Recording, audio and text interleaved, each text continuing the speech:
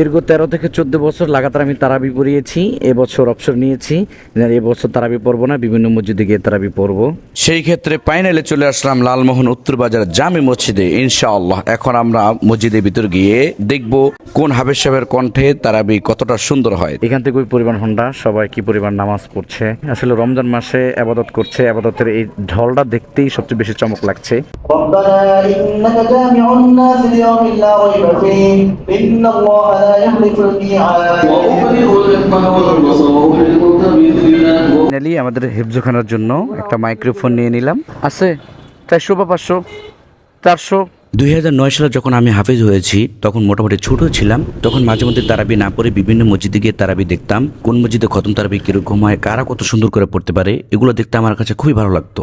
2009 সাল থেকে 2025 পর্যন্ত আলহামদুলিল্লাহ আমি নিজেই তারাবি পড়িয়েছি। সেই কারণে ছোটবেলার সেই স্মৃতি, বিভিন্ন মসজিদ তারাবি দেখার সুযোগটা আর হয়ে ওঠেনি।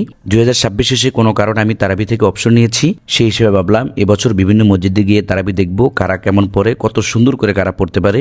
আলহামদুলিল্লাহ সেই ভাবনা অনুযায়ী আজ দ্বিতীয় তারাবি লালমোহন উত্তর বাজারের জামে মসজিদে তারাবি পড়তে আসলাম।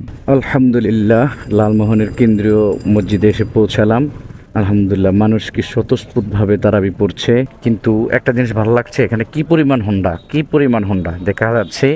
এখান থেকে ওই পরিমাণ হন্ডা, সবাই কি পরিমাণ নামাজ পড়ছে, আল্লাহর আবাদত করছে। আসলে রমজান মাসে আবাদত করছে, আবাদতের এই ঢলটা দেখতেই সবচেয়ে বেশি চমক লাগছে, হৃদয়টা শীতল হয়ে যাচ্ছে। এই হচ্ছে মসজিদ। এখন আমরা মসজিদের ভিতরে যাব।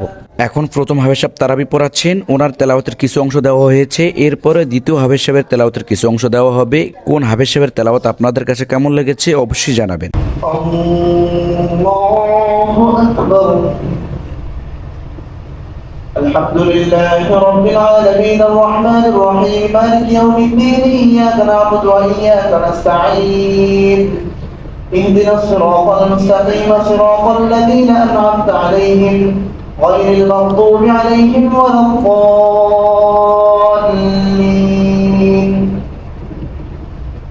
ربنا إنك جامع الناس ليوم لا ريب فيه إن الله لا يخلف الميعاد.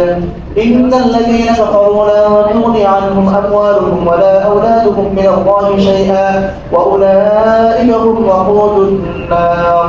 আলহামদুলিল্লাহ প্রথম হাফেজ সাহেবের পিছনে 2 রাকাত শেষ হতে যাচ্ছে। ওনার তেলাওয়াত আমার কাছে খুবই ভালো লেগেছে, খুব ধীরে ধীরে বুঝিয়ে বুঝিয়ে পড়েছে, স্পষ্ট পড়া হয়েছে, আমার কাছে খুবই ভালো লাগছে আলহামদুলিল্লাহ। السلام عليكم ورحمة الله. السلام عليكم ورحمة الله. الله أكبر. 10 রাকাত শেষে এখন দ্বিতীয় হাফেজ সাহেব তার তারাবি শুরু করছেন। الحمد لله رب العالمين الرحمن الرحيم مالك يوم الدين إياك نعبد وإياك نستعين اهدنا الصراط المستقيم صراط الذين أنعمت عليهم غير المغضوب عليهم ولا الضالين. الذين يقولون ربنا إننا آمنا فاغفر لنا ذنوبنا وقنا عذاب النار. الصابرين والصادقين والقانتين والمنفقين والمستغفرين بالأسحار شهد الله أنه لا إله إلا هو والملائكة والعلم قائما بالقسط لا إله إلا هو العزيز الحكيم. এখন দ্বিতীয় হাফেজ সাহেবের তারাবির নামাজ শেষ হতে যাচ্ছে। আলহামদুলিল্লাহ উভয় হাফেজ সাহেবেরই তেলাওয়াত আমার কাছে খুব ভালো লাগছে। উভয় হাফেজ সাহেব পবিত্র কোরআন খুব ধীরে ধীরে স্পষ্টভাবে বুঝিয়ে বুঝিয়ে পড়েছেন আলহামদুলিল্লাহ। তবে প্রথম হাফেজ সাহেবের তেলাওয়াতের সুরটা আমার কাছে একটু বেশি ভালো লাগছে। আসসালামু আলাইকুম ওয়া রাহমাতুল্লাহ. আসসালামু আলাইকুম ওয়া রাহমাতুল্লাহ. এই মসজিদে সম্পূর্ণ তারা বিশেষ করে আমরা অন্য একটি মসজিদে আমাদের প্রিয় সাথী ভাইয়ের সাথে সাক্ষাৎ করতে গেলাম। ওনার সাথে সাক্ষাৎ শেষে আমরা আমাদের হিফজখানার জন্য একটি মাইক্রোফোন কিনতে গেলাম, কারণ আমাদের হিফজখানায়ও খতম তারাবি হয় আলহামদুলিল্লাহ। আপনাদের যে সকল সন্তানরা আমাদের হিফজখানায় পড়ে এবং ছোট বয়সে হাফেজ হয়ে যায়, বয়সের কারণে তারা অন্যান্য মসজিদে তারাবি পড়াতে পারে না, যাতে করে ভবিষ্যতে অন্যান্য মসজিদে তারাবি পড়ালে তাদের ভয় না লাগে, তাদের কোনো কষ্ট না হয়, সাহস বাড়ার জন্য প্র্যাকটিসমূলক আমরা তাদেরকে আমাদের হিফজখানায় তারাবি পড়াতে দেই। সেই হিসেবে লাইভের ভিতরে যেহেতু খতম তারাবি হয়, খতম তারাবির জন্য ভালো একটি মাইক্রোফোন প্রয়োজন ছিল। ওই মাইক্রোফোনটি কেনার জন্য আমরা সবাই মিলে কয়েকটি দোকানে খুঁজতে থাকি। যেহেতু তারাবি হয়েছে, তারাবির পর সব দোকানই বন্ধ থাকে, সেসব আমরা কোথাও মাইক্রোফোন পাইনি। এরপরে অন্য একটি দোকানে পেলাম, আলহামদুলিল্লাহ। ওনার কাছে মাইক্রোফোন চাওয়ার পরে উনি কয়েকটি মাইক্রোফোন আমাদেরকে দিয়েছে। সেখান থেকে এই মাইক্রোফোনটি আমি চয়েস করেছি। এটা আমার কাছে মোটামুটি ভালো মনে হয়েছে। হঠাৎ করে দেখতে পাচ্ছি আমার পকেটে টাকা কম আছে, কি করব? আমার সাথী ভাইয়ের কাছে কিছু টাকা চাইলাম। আছে 400 বা 500 400। ওনার কাছেও ভাঙতি টাকা নেই। এরপরে কি করব?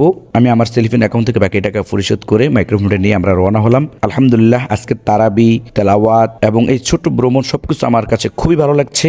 আপনাদের কাছে কেমন লাগছে অবশ্যই জানাবেন। ইনশাল্লাহ আগামীকাল অন্য মসজিদে তারাবি পড়ব। আশা করি আপনারাও আমাদের সাথে থাকবেন ইনশাআল্লাহ।